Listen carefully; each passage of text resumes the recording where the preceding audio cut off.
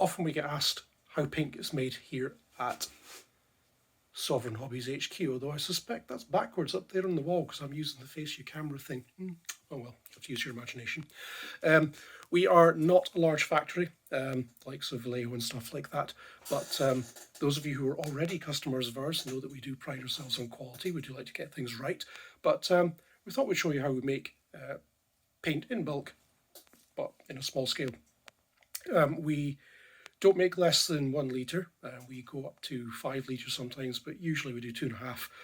We've got quite a big trade order on at the moment, going out to White Ensign models in California, so we're just trying to batter through quite a lot in 1 litre batches because it's a bit quicker.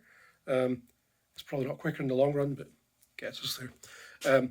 So what happens is we have behind me a paint machine, and this is not unlike the ones that you get in your DIY or hardware stores if you're American, and you take the little colour card for a big thing and you take it to somebody at the desk and they will make you a big can of paint and then charge you profusely for it. They'll tell you that if you buy 2, don't expect the colours to match, and there's a good reason for that. Anyway though, the computer has a list of proportions of pigments to put in. We use 16 pigments. There's about 6 of them that get used quite commonly, which is a good thing because they are less expensive. The remainders are really quite expensive. There's a particular yellow in there that costs us something like a whopping £135 a litre. And that might not sound like a lot, given how many small tins you think you'd get, but believe me, that really mounts up.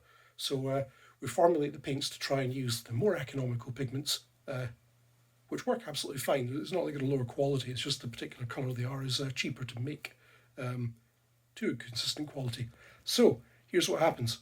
Colour of the raw satin base, which is why we don't make varnishes anymore, because it's actually that colour as well. Lovely.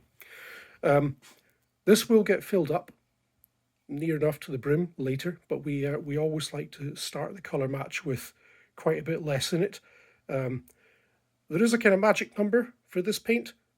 We try not to go over 10% of the total volume as pigment. Bad things start to happen if you go beyond that, but it gives us some space and we can make colour corrections and then top up later. So we walk this to the paint machine, and that little arm thing goes away at the back, and that lets the machine know there's actually a can there before it squirts a whole load of expensive pigment all over the floor. We step back from the machine, there is a mouse, a magic hand is about to click the mouse, and you confirm there's a can in it, and it starts to squirt pigment out. Yes, we get through an awful lot of white.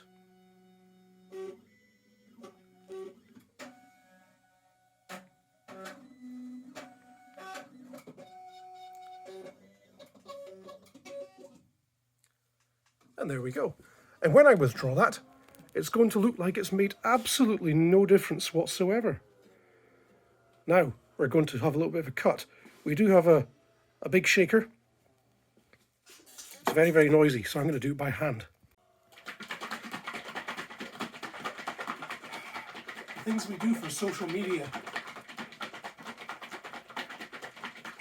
Right, come and have a look.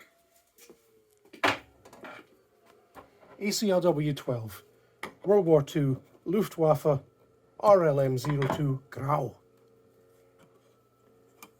And it looks more like this now. You'll recognise that. I still don't know if it's right. We, I suppose, could just put that out and sell it. What we're actually going to do is take a little bit of a drawdown, drop that on there like so,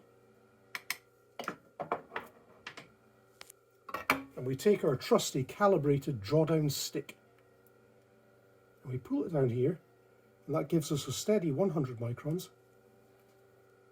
And when that's dried, we'll measure it with our calibrated instrument, and it will tell us how close to the target we are. It will probably be close, but it probably won't be perfect. And we'll have to do a couple of iterations, all in the name of quality, to bring paints that I can claim to you are about the right colour.